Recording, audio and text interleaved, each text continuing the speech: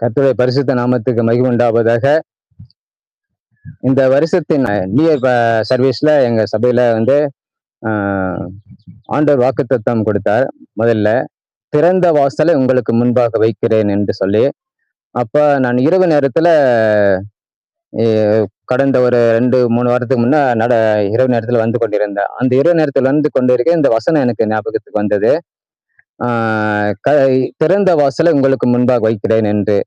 அப்ப நான் சிந்தித்துக் கொண்டு வந்திருக்கும் போது, சரி நம்ம ஜெப வீட்டுக்கு திறந்த வாசல் என்று பெயர் வைத்து விடுவோம் என்று நான் எண்ணினேன்.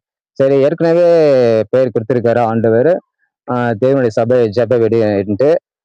இதுக்கு பேர் எதுக்கு அப்படின்னு சொல்லிட்டு நான் சும்மா இருந்துட்டேன். அப்புறம் மறுபடியும் அது எனக்கு ஆண்டவர் நினைப்பூட்டினார்.